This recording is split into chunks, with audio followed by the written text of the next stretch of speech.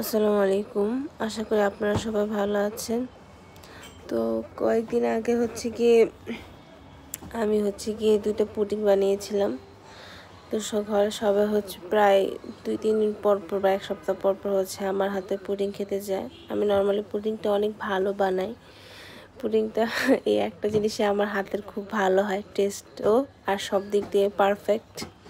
তো আবারও পুডিং বানাতে চলে যাই। তো যেদিন বানাই তার আগের দিনে বানিয়ে রাতে ফ্রিজে রেখে দিয়েছিলাম।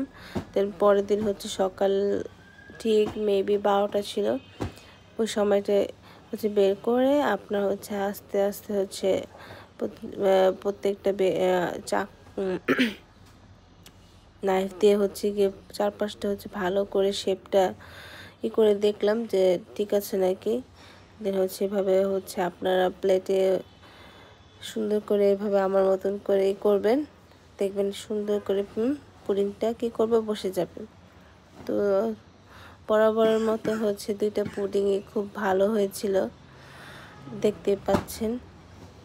ফার্স্ট পুডিংটারও খুব শেপ সুন্দর ছিল আর পরের পুডিংটারও শেপ খুব সুন্দর ছিল।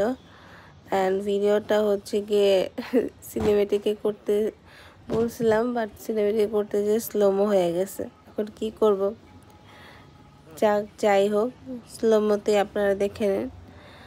এই আমার পুডিংয়ের কালার উপরের পুডিংটা খুবই মজা হয়েছিল, সবাই খেয়েছে আর অনেক প্রশংসা করেছে।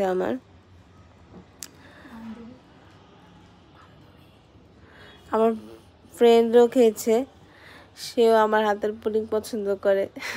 আমিও আমি যে জিনিসটা পারি ভালো সেই জিনিসটা প্রায় বানাই। সবাই ফোর্স করে, আর কেনই বানা। কিন্তু আর যেমন অনেক জিনিস আছে যে আমি পারি না ভালো বানাইতে। তো যাই হোক, তো এই ছিল আমার পুডিংয়ের ফিনিশিং। খুবই tasty and yummy my pudding. Hashtag বলতে পারেন তাকিয়াস পুডিং আর মুক্তাস পুডিং, লাইক দ্যাট।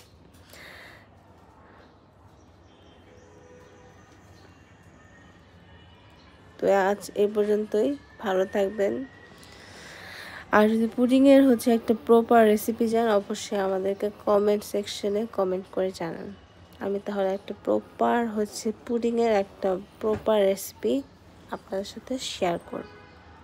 আজকের জন্য এতটুকুই। আল্লাহ হাফেজ, বাই বাই।